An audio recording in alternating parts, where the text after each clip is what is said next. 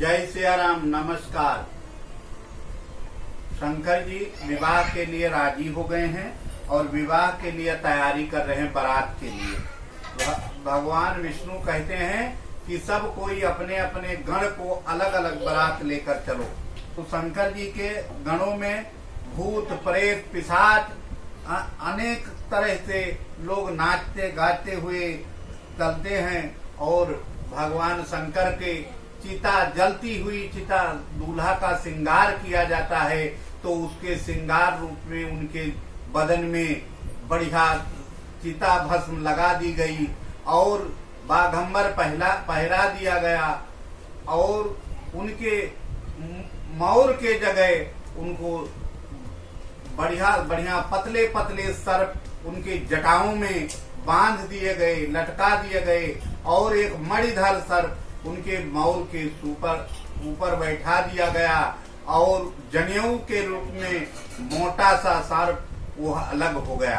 हाथ में कंगन के रूप में वह अलग सर्प हो गया और कानों में अलग भिक्षु जैसे मणिधर भिक्षु या मणिधर छोटे सर्प गुमड़ के लपट गया और शंकर जी इस तरह से दूल्हा बने। और नंदी पर दुनिया आगे मुख करके बैठता है, शंकर जी जो है पीछे, नंदी का मुख आगे है और शंकर जी पीछे के तरफ मुख करके हिमांचल के यहाँ बारात लेकर गए और वहां पहुंचते ही उनकी सासू जी परछने के लिए आई। वो दशा देखकर वो व्याकुल हो गई। गांव वाले सब व्याकुल थे हिमांचल के यहाँ और अनेक तरह से विस्मय करने लगी। श्री सुनैना देवी ने कहने लगी कि अब मैं विवाह सुता की नहीं करूंगी, इनको लेकर पर्वत से नदी में कूद जाऊंगी, अपने को समाप्त कर दूंगी, ऐसा सोचने लगी। फिर जगदम्बा ने समझाया कि ये साक्षात शंकर जी हैं इस तरह से, और वो नारद जी पर बहुत बिगड़ने लगी, गुस्सा करने लगी। ये साक्षात जगदम्बा हैं, पहले जन्म में सती थी, इस जन्म में पार्वती होकर तुम्हारे यहाँ जन्म ली हैं और ये शिव और पार्वती हैं, इनका विवाह ही होना है और इसमें कोई संशय न करे। यह जानकर सब नारद के वचन सब सुनकर सब गांव में हल्ला हो गया कि शंकर जी और ये साक्षात जगदम्बा हैं। इस तरह से विवाह होकर और दोनों पति पत्नी जो है पुनः कैलाश आ गए और कैलाश आकर गणपति की पूजा की और दायज पाकर गणपति का पूजा कर प्राण ग्रहण करके इस तरह से दायज आदि पाकर वहां से विदा होकर पुनः कैलाश आ गए। पति पत्नी वहां पर रहने लगे। पिता भूमि कैलाश में वो पधार गए। एक दिन की बात है कि शंकर जी अपने शांत स्वरूप में उठे और वट वृक्ष के नीचे आकर बाघंबर को बिछाया और वहां पर जब पार्वती जी पहुंचती हैं, पार्वती ने शंकर जी का नमन वंदन किया। वंदन करने के बाद उन्होंने रामचरित की किस तरह से राम प्रकट हो गए हैं, राम कौन हैं, राम दशरथ के सुत हैं, आप जो राम राम जपते हो वो राम हैं, काग ऋषि भिसुंडी जो जपते हैं वो राम हैं, यह राम कौन है। राम के बारे में शंका प्रश्न करती हुई पार्वती भगवान शंकर से अनुग्रह करती हैं कि हे स्वामी उस सब का शंका समाधान कीजिए और वो कथा सारा चीज जन्म से लेकर और उनके परिवार तक हमको वो कथा सुनाइए। और निपतन तब ब्रह्म किम नारी विरह मत भोर, देख चरित महिमा सुनत भ्रमित बुद्धि अति मोर। अगर वो ब्रह्म है तो नारी के विरह में वो क्यों फिरते हैं, क्यों घूमते हैं, यह मुझे शंका हो गई थी और उस शंका का समापन आप करिए। इस प्रकार पूछने लगी, अनेकों बार पूछने लगी, बार बार पूछती हैं। तो उन्होंने उसका हेतु कहने के लिए तुरंत पधारे।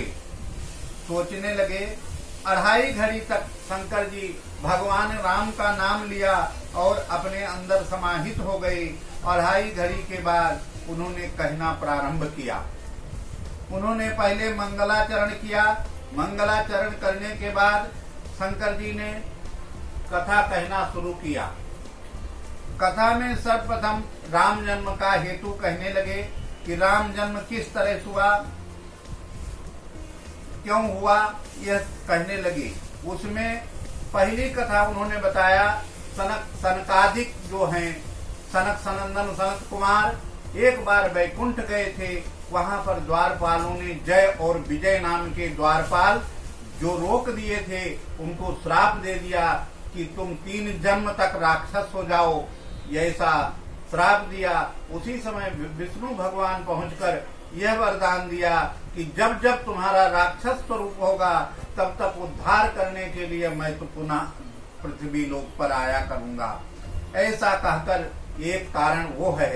एक कारण वो है कि मनु और शत्रुपा नैमिषारण्य क्षेत्र में जाकर और 7,000 वर्ष तपस्या करते रहे और तपस्या में बार बार विष्णु, बार बार ब्रह्मा, बार बार शंकर और बार बार अनेकों इंद्र आदि देवता पधारे कि वर मांग लो, लेकिन नहीं मांगे।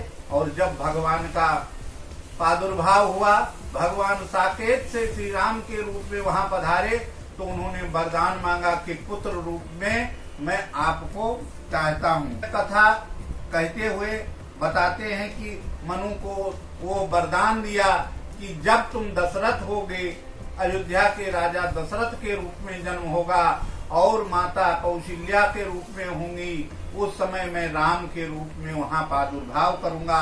मैं राम बन के तुम्हारा पुत्र रूप में आऊंगा। एक में नहीं, मैं 4 स्वरूप में वहां अवतरित हो जाऊंगा।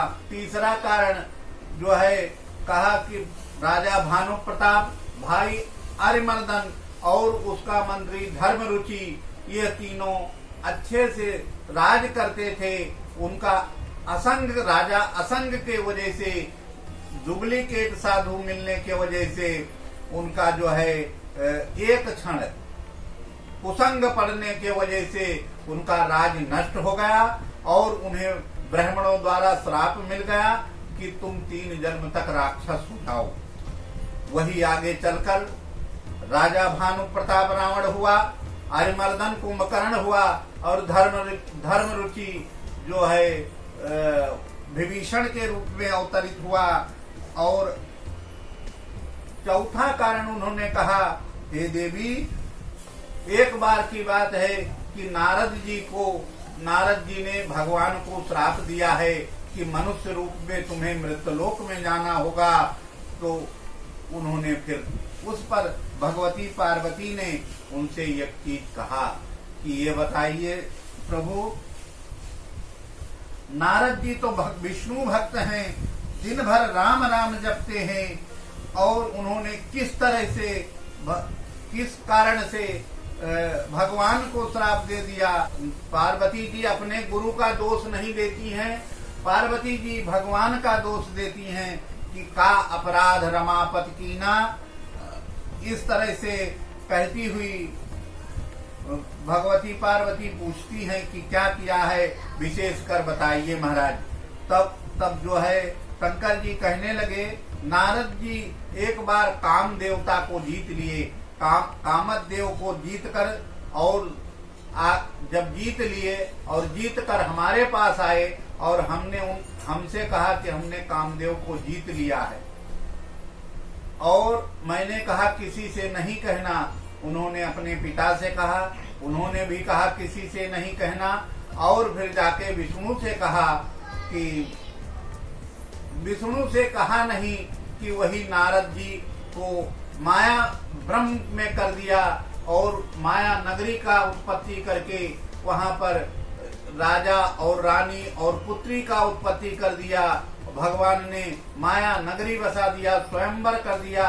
वो वही जगह नारद को मोह हो गया कि हाथ देखकर बताए नारद कि इसका पति तो संसार का मालिक होगा। कहते हुए नारद जी कहते हैं कि हो न हो मन में यह बात आई कि इसका पति अगर विश्व का मालिक हो जाएगा तो मैं ही क्यों न हो जाऊं, ऐसी कामना करने लगे। और तुरंत जो है कहे सुंदर स्वरूप मांगने के लिए कहाँ जाऊं, तो चले गए भगवान विष्णु के पास। और वहां जा रहे थे कि भगवान रास्ते में ही मिल गए और उनसे स्वरूप मांग लिया। तो कहा, हे हरि मुझे अपना रूप दे दीजिए।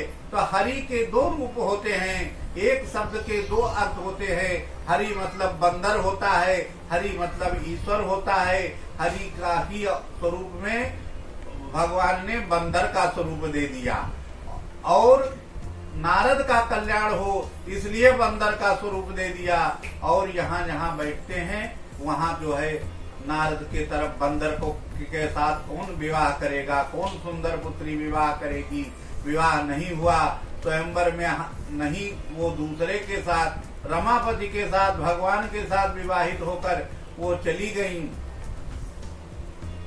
जब वो गुस्सा हुए और जा रहे थे कि आज मैं श्राप दे दूंगा भगवान को, श्राप ऐसा सोच कर गुस्से में जा रहे थे, उसी समय की बात है कि भगवान तुरंत प्रकट हो गए।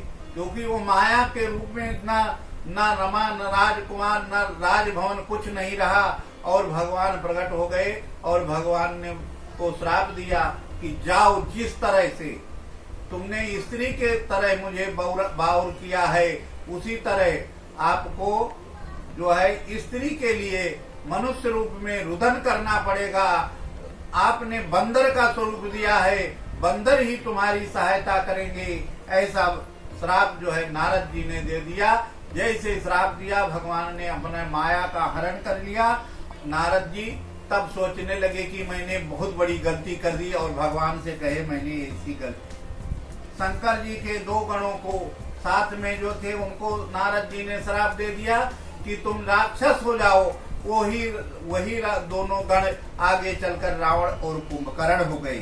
से नारद ने उनको श्राप दे दिया और आगे चलकर इसीलिए भगवान को राम के स्वरूप में यहाँ जन्म लेना पड़ा। शांति ओम शांति ओम